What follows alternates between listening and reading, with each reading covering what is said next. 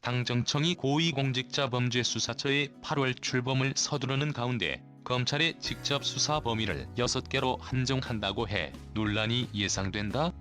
검찰총장의 수사지휘권 폐지를 내용으로 하는 법무검찰개혁위원회의 권고안이 나온 지 4일 만의 일이다. 정치권과 법조계에서는 정부의 검찰 힘빼기 가속화를 둘러싸고 우려가 크다. 청와대와 법무부, 더불어민주당은 30일 오전 국회에서 당정청 협의를 갖고 국민을 위한 권력기관 개혁 방안을 논의했다. 김태년 더불어민주당 원내대표, 추미애 법무부 장관, 박지원 국정원장이 참석했다. 공수처 후속 법안 통과 하루 뒤 검찰 1차 직접 수사 개시 범위 6개로 한정?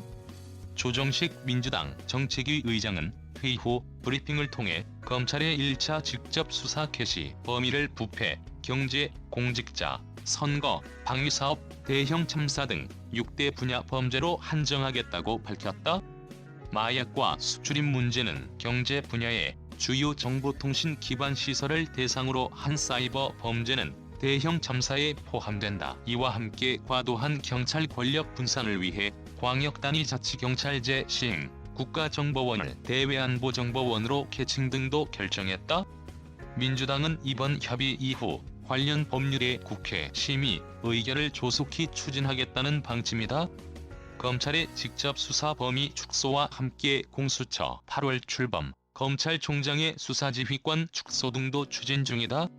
국회 운영위원장인 김태년 민주당 원내대표는 전날 운영위 전체 회의에서 공수처 후속 3법을 미래통합당 퇴장 속에 가결시켰다. 민주당은 이들 법을 법제사법위원회를 거쳐 8월 4일 본회의에서 통과시키겠다는 구상이다. 당정청의 권력형 수사 차단 시도 급물살?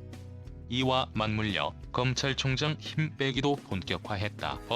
검찰개혁위는 27일 검찰총장의 수사지휘권을 고검장에게 분산하는 내용의 개혁 권고안을 내놨다. 법무부는 하루 뒤인 28일 이의 적극 수용 의사를 전했고 29에서 30일 공수처 법안 상임위 통과 및 검찰총장의 직접 수사 범위 축소 논의 등이 이루어진 것이다.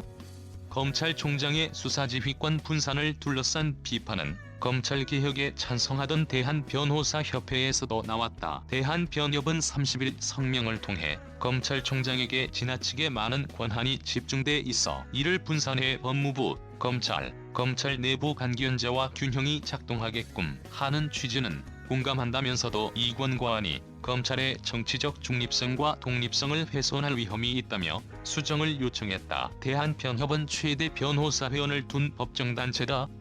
성명에 이름을 올린 전국지방변호사회장협의회 회장 김용주 변호사는 공수처는 지난해 통과된 법 내용상 시행이 빨리 돼서 제도의 장단점을 비교한 뒤 판단하는 것이 맞다면서도 그러나 법무부의 수사지휘 권한을 더 주는 내용의 개혁위 권고안 등 진행 중인 방향은 옳지 않다고 주장했다.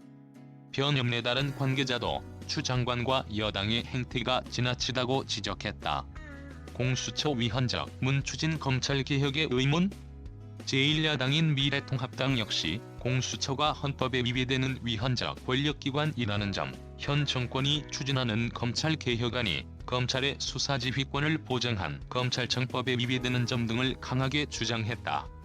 법사위 야당 간사인 김도욱 통합당 의원은 권력에 거스르는 수사, 법과 원칙에 따라 수사하는 검찰의 힘을 빼겠다는 것이라며 문재인 정부의 호위병 역할을 하는 공수처를 빠른 시일 내 출범시키겠다는 것은 문정부의 권력형 비리 수사를 원천적으로 차단하겠다는 것 아닌가라고 비판했다. 특히 공수처를 민주당이 표방하는 건 권력형 비리 수사처를 만들겠다는 것인데 그러면 왜 검찰이 수사하는 것을 막는가라고 꼬집었다. 당정청이 밀어붙이는 검찰 힘 빼기 상황을 두고 민주당 내에서도 비판을 의식하는 모습이다.